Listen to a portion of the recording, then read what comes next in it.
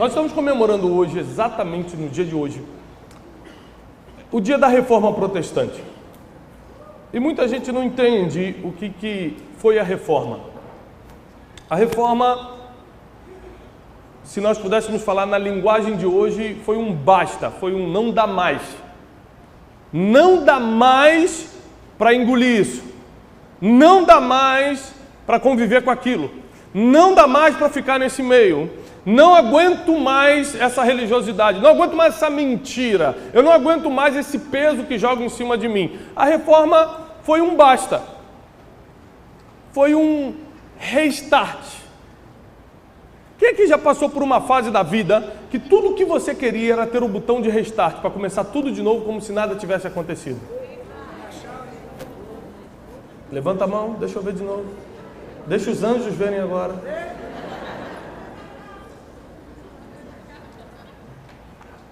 Foi isso que aconteceu com Lutero. Ele precisava dar um restart na história do Evangelho. Assim como nós, às vezes, precisamos dar um restart na história da nossa vida. A gente precisa começar de novo.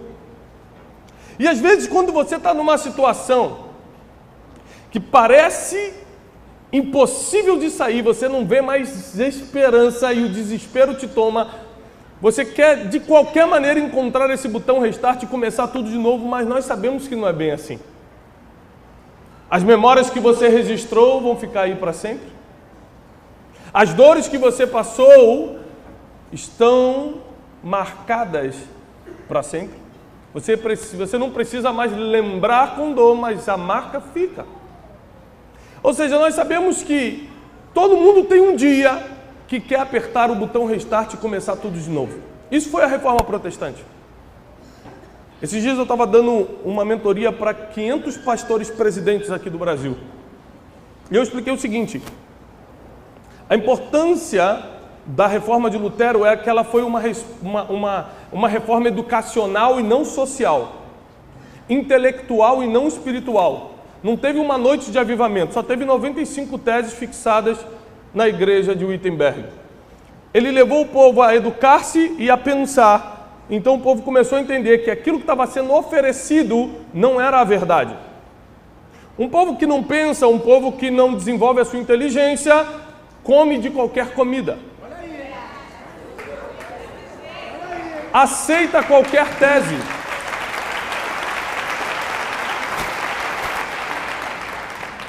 O desafio de Lutero era restartar aquela história, começar tudo de novo de uma forma melhor, diferente.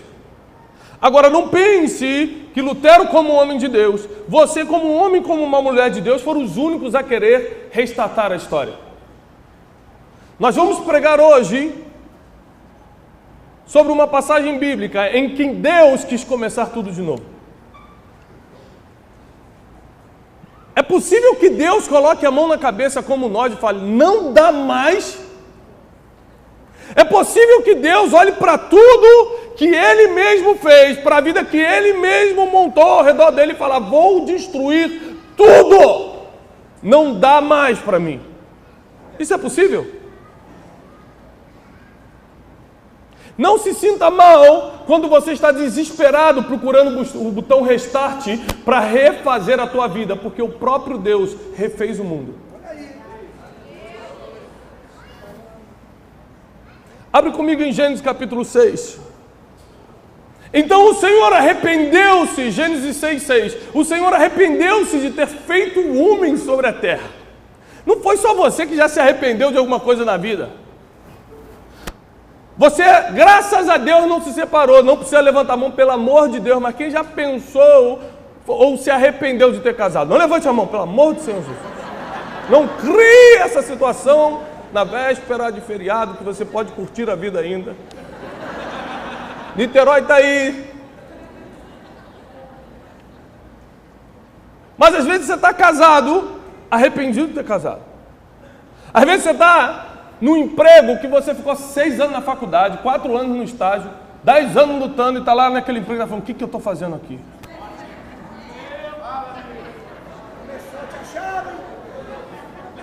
Eu sou profeta, irmão, eu acho. Vou mais longe. Pessoas que começaram ministérios, E depois que a igreja está maior do que essa, tudo que ele queria era largar tudo e ir para outro lugar. Porque ele se arrependeu do que fez.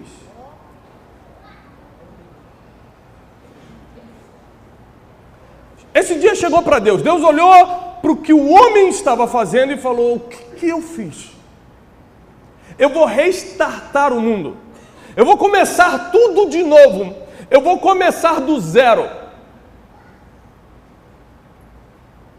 Às vezes você quer começar a tua vida financeira. Quem gostaria de deletar a forma como você lidou com o dinheiro até hoje e começar tudo de novo? Levanta a mão. Meu Deus. Quem gostaria de apagar os traumas, as dores, as lembranças dolorosas do passado e começar tudo de novo? Levanta a mão. Nossa.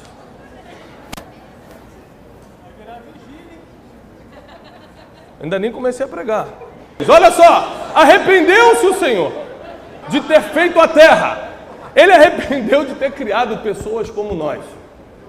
Ele olhou para o que você faz quando está sozinho e falou assim: o que eu fiz?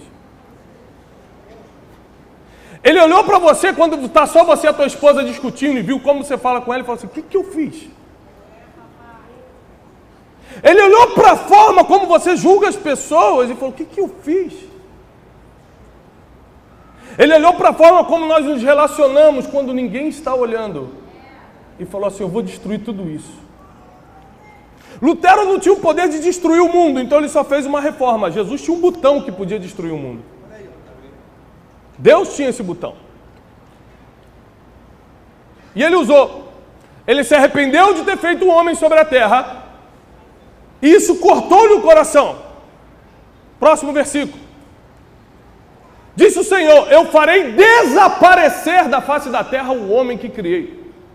Os homens e também os animais, grandes e pequenos, e as aves do céu. Eu arrependo-me de havê-los feito. A Noé, porém, o Senhor mostrou benevolência. Na minha versão, que é a versão que eu vou usar a minha aqui por causa da palavra, diz o seguinte, no versículo 8. Noé, porém, achou graça, repete comigo, achou graça aos olhos do Senhor. Deus está nervoso, vai apertar o botão de restart, vai começar tudo do zero, vai matar todo mundo, perto de milhões de habitantes da terra. Um homem achou graça aos olhos do Senhor. Deus olhou para ele e falou assim: gostei de você. Sabe quando você conhece alguém, parece, você conheceu naquele dia, parece que conhece desde criança, porque o espírito bate com o outro? Isso é a graça. Você já viu que às vezes você não era o mais preparado, você não tinha o melhor currículo, mas só você foi chamado para aquele emprego? A pessoa bota o olho e você fala: não, vai ser ela. Não, mas não é a mais preparada. Mas é ela. A graça dá paz para quem está convivendo contigo. A graça faz com que você seja o escolhido dentre milhões de pessoas. Não importa o currículo de quem está ao teu lado, não importa a preparação de quem está ao teu lado, não importa quem é o pai de quem está do seu lado. O que importa mesmo é se Deus vai achar graça diante de você. Se Ele vai botar o olho e você fala assim: vai ser ele, vai ser ela. Então, quando ele estava pensando em restartar o mundo, Noé achou graça diante dos olhos do Senhor. Se você digitar graça na Bíblia, vai aparecer o nome de vários heróis da Bíblia, como: e José achou graça aos olhos do Senhor. E José achou graça diante do faraó. E faraó colocou todo o reino na mão de José.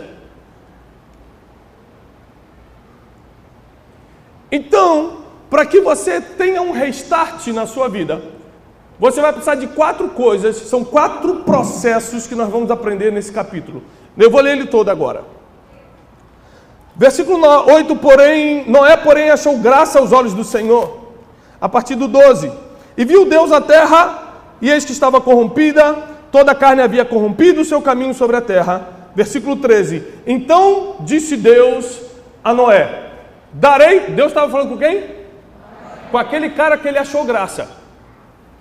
Ele não falou com o melhor cara de barco da cidade. Falou assim: eu vou precisar construir um barco. Quem é um cara bom de fazer barco aqui? Ele falou com aquele cara que ele achou graça.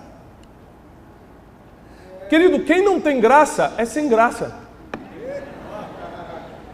Você sabe que a palavra desgraçado significa desprovido de graça? Quem não tem graça é um desgraçado. vai morrer como qualquer outro morre, afogado pelos dilúvios da vida. Agora, quem tem graça é apontado aquele ali, ó. Ele que vai guiar, ele que vai fazer, ela que vai fazer. Não, ela vai ficar no comando. Não, o emprego é dele. Não, eu vou casar com ele.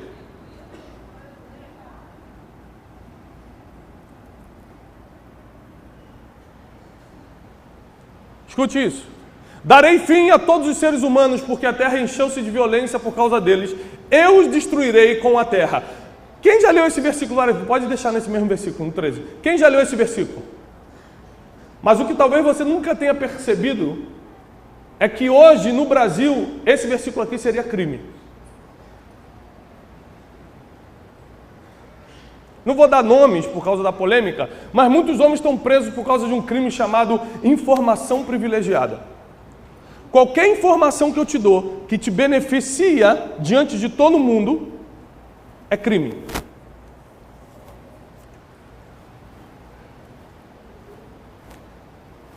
A informação é um poder tão forte no mundo, a informação é um poder tão profundo, que em algumas ocasiões ela chega a ser crime. Porque se eu tenho informação onde vai construir um novo shopping de Niterói, eu compro um terreninho que vale 5 mil reais agora do lado, daqui a 2 anos está valendo 5 milhões. Então tudo que eu preciso não é ter dinheiro, é ter informação. Eu estou escrevendo um livro novo chamado O Maior Poder do Mundo. E o primeiro capítulo é o poder da informação. Eu falo sobre 8 poderes que regem o mundo. E no primeiro é o poder da informação, e eu falo sobre uma saga que eu fiz para entrevistar o banqueiro mais rico da América Latina. E depois de meses atrás desse homem, eu consegui 2 minutos num corredor, correndo atrás dele, falei, eu só quero fazer uma pergunta. Ele fala, qual é? Eu falei, qual é o maior poder do mundo? Ele riu para mim e falou, a informação. Eu falei, não é o dinheiro, você não é o homem mais rico. Ele falou, eu uso o dinheiro para comprar informação. O dia que a informação para de chegar, o dinheiro acaba.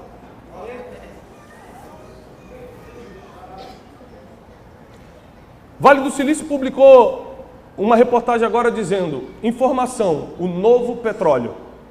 Os sheiks agora não são mais os árabes, os sheiks agora é Mark Zuckerberg, o cara que fundou a Tesla, o cara que fundou o Google.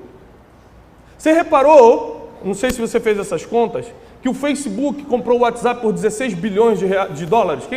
Quem soube disso? Quem soube? Escuta isso.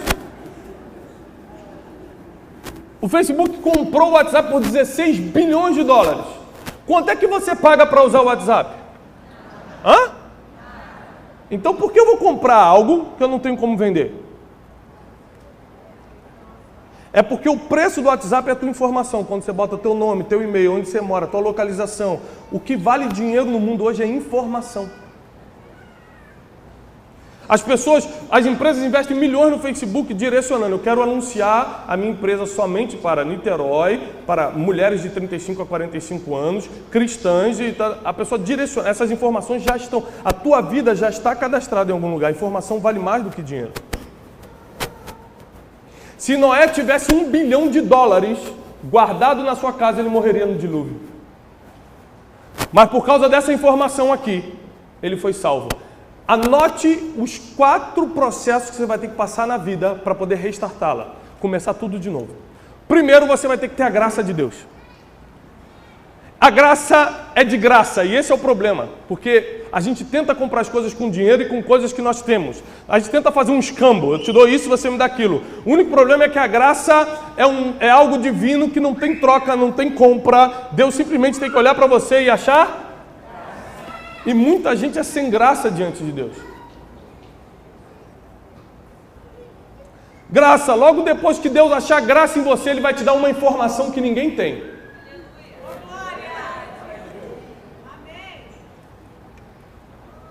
Informação é poder. Ele acha graça em você e te dá uma informação que ninguém tem. Olha só, vai vir um dilúvio sobre a terra, eu vou destruir todo mundo. Se Deus parasse por aí, o que aconteceria com Noé? Ele ia morrer sabendo que veio um dilúvio. Você não entendeu porque você não sabe ponto número 3. Mas lembre-se, a informação é limitada quando não tem uma continuação. Eu vou lhe explicar isso. Se ele soubesse, vai vir um dilúvio sobre a terra, O que ele ia tentar fazer? O que você faria? Me diz sinceramente, o que você faria se descobrisse que vai vir um dilúvio sobre a terra? O que você faria hoje? Tentaria achar o monte mais alto, subir para lá? Tentaria construir um bunker debaixo aqueles cofres humanos, debaixo da sua casa blindada contra a água? Você tentaria todo o raciocínio humano para fugir desse dilúvio. Porque se eu te der uma informação, mas não te explicar o que fazer com ela, o nome disso é instrução, você vai morrer sabendo, mas vai morrer. Então repare isso. Pode continuar. Versículo 14. Você, porém, fará uma arca de madeira. Aqui começa a instrução. 1, graça. 2, informação. 3, instrução. Deus precisa achar graça em você. Isso é com ele. Ele olhou para você e achou graça. Aí ele vai te confiar uma informação que ninguém tem. Deixa eu te falar uma coisa. Quando você tem uma informação que ninguém tem, você começa a fazer coisas que as pessoas não entendem. Logo, quem tem uma informação que ninguém tem, é zombado por aqueles que não a têm. Muitas pessoas zombam de você, muitas pessoas não acreditam em você porque você tem algo, você tem uma informação que elas não têm e você está trabalhando em cima dessa informação. Então Noé estava debaixo dessa instrução agora, ponto 3, faça uma arca de madeira de cipreste, porque a instrução de Deus foi muito detalhista. Tem que ser de madeira de cipreste, divida em compartimentos, depois você reveste ela de piche por dentro e por fora. Deus foi detalhista na instrução. Porque se a instrução não for detalhada, você pode confundi-la. Por exemplo, se ele pensasse só que era um barco, ele poderia construir um cruzeiro e não um barco salva-vidas. Ele poderia construir um barco de exposição e não a arca para salvar e restartar a humanidade. Então a instrução foi bem detalhada, pastor. Faça assim, assim, assado. Enquanto Noé estava construindo aquela arca por 100 anos, as pessoas passavam e zombavam. O que você está fazendo? É claro, as pessoas não acreditam em algo que os olhos não podem ver, mas Deus te dá informações que te mostram o futuro e você começa a trabalhar desde já para chegar lá. E as pessoas que não receberam essa informação porque não tem graça diante de Deus, começam a zombar de você. Deus está preparando para restartar o mundo, mas primeiro ele achou alguém com graça, deu uma informação privilegiada para essa pessoa e depois deu uma instrução. Vamos continuar lendo, passa. Faça por 135 metros de comprimento, 22 metros e meio de largura e 13 metros e meio de altura. Toda a instrução completa. 16. Faça-lhe um teto com um vão de 45 centímetros entre o teto e o corpo da arca. Coloque uma porta lateral na arca e faça um andar superior, o médio e o inferior. Presta atenção, sabe por que Deus está explicando tudo isso para ele? Porque Noé não era um especialista em construir barcos, ele só tinha graça. Não se preocupa com o que você não tem, porque o que você não tem, Deus vai dar detalhado como fazer.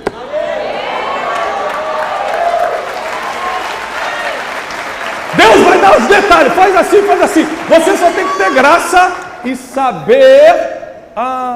e aqui é o problema do crente. Saber guardar a informação sigilosa. Quantas vezes você recebeu uma informação que Deus deu para você e por causa disso a graça foi embora de você? Deus deu para você. Você imagina se Noé começasse a espalhar: gente, dá tempo para vocês se arrepender, tô sabendo que vai vir um dilúvio aí. Se ele postasse no Facebook, hashtag partiu o dilúvio, já era. Mas provavelmente é o que a gente faria hoje. Botaria nas redes sociais, vou fazer uma live, arrependam-se, pelo amor de Deus. Estou aqui nessa construção da arca, ninguém quer me ajudar, vocês tudo vão morrer. Vocês não sabem. Ele não fez live construindo a arca, ele construiu de boca calada, 100 anos sendo zombado, porque ele tinha uma informação que ninguém tinha. Deus não chamou o mais preparado, ele chamou aquele que sabia guardar informação. Amém. Aquele que tinha graça diante dele e aquele que sabia seguir instruções. Você sabe seguir instrução, meu irmão? Ou você tem dificuldade de obedecer instruções? Porque se você tem dificuldade de obedecer instruções, provavelmente você não vai estar no restart de Deus. Quando Deus dá o restart, você pode estar em 2 lugares, ou dentro da arca ou fora dela. Fora da arca, você morreu. Dentro da arca, você agora é o dono de toda a terra quando sair dela. Noé, quando entrou naquela arca, era dono de uma vinha. Quando saiu, tinha toda a terra à sua disposição. O que separa A tua vida pequena, de uma vida de grandeza, é a instrução que você obedece. Aí ele constrói a arca, ele pega toda a instrução e começa a construir a arca. Pode passar, 17. Eis que vão trazer águas sobre a terra, começa a trazer mais informação. O dilúvio para destruir debaixo do céu toda criatura que tem fôlego de vida, tudo que há na terra vai perecer. Pode passar. Mas com você estabelecerei a minha aliança. Na minha versão diz, por favor, deixa eu ler na minha versão. Na minha versão diz, mas contigo estabelecerei um pacto. São 4 processos que Deus vai fazer contigo: graça, informação, instrução, e depois Ele vai te dar um pacto. Um pacto que vai preservar tuas gerações. Um pacto de que nunca mais vai destruir do jeito que destruiu. Um pacto que agora tudo vai ser diferente. São 4 pontos que Deus está te entregando hoje. Deus primeiro precisa passar os olhos nessa igreja e achar quem tem graça diante dos olhos dele. Se eu te contar como foi minha vida desde a infância, você não ia deixar eu pregar aqui. Você não ia. Dentre outras coisas, sou diagnosticado com déficit de atenção. Eu tenho um diagnóstico.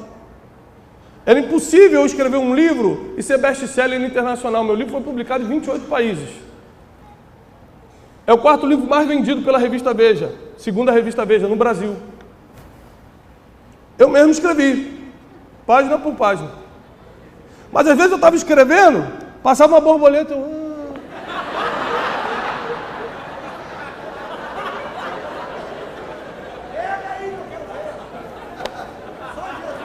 As pessoas perguntam, por que você gosta tanto de café? Eu falei, se você não tomar café na veia, eu não consigo prestar atenção no negócio. Já tive problema financeiro, quebrei financeiramente, já fui humilhado, já humilhei, já tive problema no casamento, já passei por todo tipo de problema, já fiquei internado no hospital, já fiz besteira, já fui pecador, tudo que você imaginar eu já fiz. E ainda assim, tudo que eu botei a mão deu certo, porque não tem a ver com o que eu fiz, tem a ver que Deus olhou para mim e achou graça. Não tem a ver com você, tem a ver com a graça dele sobre a tua vida. Tem gente que fala assim, quantos anos você está pregando, pastor? Eu falo, 2 anos e meio. Vale, é possível. Quantos anos de preparação? Eu falei, olha, na verdade foi assim, eu estava sentado numa conferência, o pregador faltou, o cara falou assim, você tem como rapidinho dar uma enrolada de 20 minutos lá? A pessoa fala, mentira! Já te contei essa história, Felipe? Não? 2 anos e meio atrás, exatamente. Foi a primeira vez que eu preguei em público assim. O pregador faltou, estava assistindo uma conferência, o cara falou, cara, dá uma enrolada de 20 minutos lá, enquanto ele não chega. Eu preguei em 18 minutos e desci com 72 convites para todo o Brasil. Nunca mais parei. Não é questão de... O preparo é muito importante e eu prego sobre isso, é muito importante. Mas tem coisa na tua vida que não é questão se você está preparado, se você quer ou não quer. Quando Deus acha graça em você, vai ser você.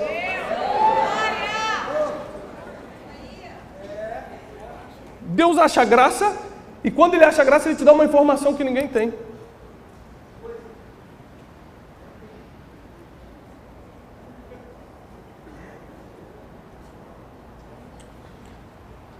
Há 2 anos e meio atrás, quando eu comecei a pregar, Deus falou comigo o seguinte: o brasileiro não sabe lidar, as pessoas não sabem lidar com as emoções e com o dinheiro. Pregue só sobre isso.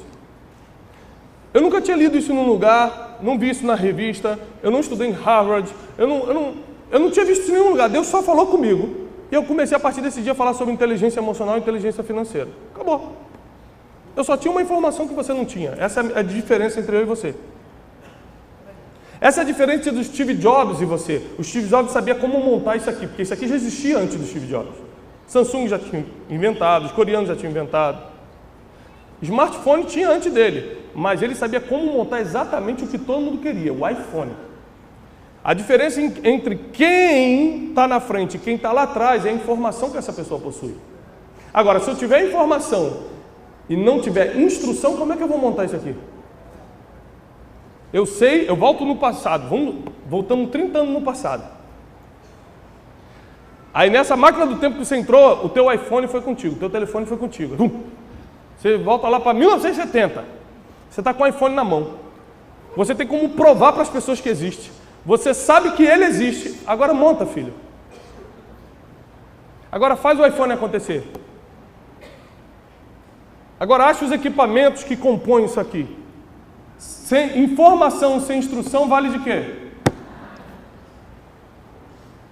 Por isso que Deus é perfeito. Achou alguém que tinha graça, deu uma informação para separar ele dos milhões. Porque quando Deus te dá uma informação, o que ele está te fazendo? Ele está te separando dos milhões. Somos 210 milhões de brasileiros no Brasil. Quando Deus te dá uma palavra, quando Deus te dá uma informação que ninguém tem, você vira um, que ele te traz para cá. Pronto, te separei. Agora eu vou te dar uma instrução. Se me ouvirdes e obedecerdes, comereis o melhor da terra. Amém. Você vai ouvir? Vou. Então fala. Faz assim, abre uma janela aqui, faz o quê? Senhor, mas já está 100 anos construindo esse negócio, né? Senhor, mas eu estava olhando aqui essa janela, não está se usando mais.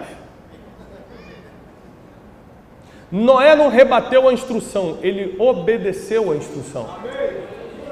Tem gente que já sabe mais do que Deus. Deus fala assim, casa com ela. Não gostei dela. Rapaz, casa com ela, eu já vi o teu futuro. Você vai ficar doente daqui a 10 anos, só ela vai cuidar de você. Casa com aquela. Não, o cabelo dela não gostei muito. Então tá bom. Despreza a informação que eu estou te dando. Joga fora a instrução que eu estou te dando. Quem está pegando isso aí? O restart que você precisa na tua vida, o restart que Deus quer dar, o restart que Lutero deu, teve a ver com uma reforma de pensamento, uma reforma intelectual, uma nova forma de pensar. E eu vim aqui nessa noite e encerro agora, só para te dizer o seguinte: se você achar graça aos olhos de Deus, se Deus olhar para você e achar graça em você, você já viu que tem gente que se veste bem, tem dinheiro, é filho de alguém, fez faculdade não sei aonde, mas ninguém gosta dele? Não, é sem graça, não tem graça.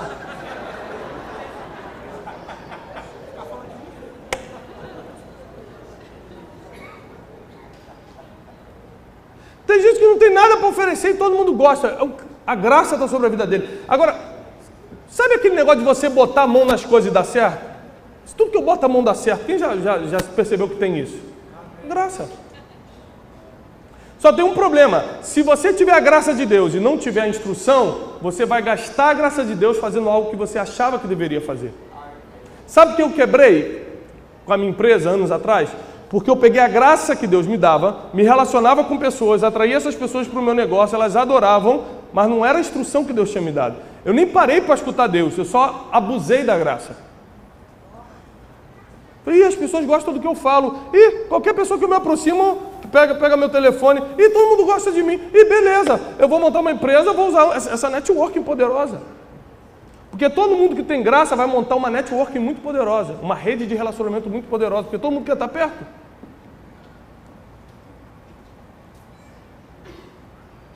Deus me deu tanta graça nos últimos dias que eu tive que mudar meu telefone.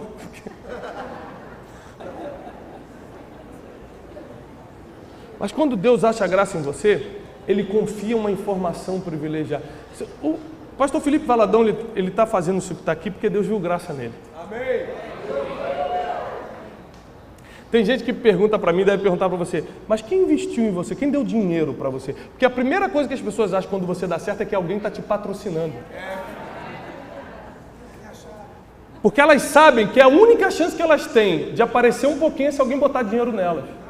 Aí elas acham que você foi patrocinado por alguém, elas não creem na graça, porque elas não experimentaram. Quando Deus te dá graça, você não precisa de patrocinador, você não precisa de gente te ajudando, gente dando um jeitinho por você, você não precisa de padrinho. A graça te basta.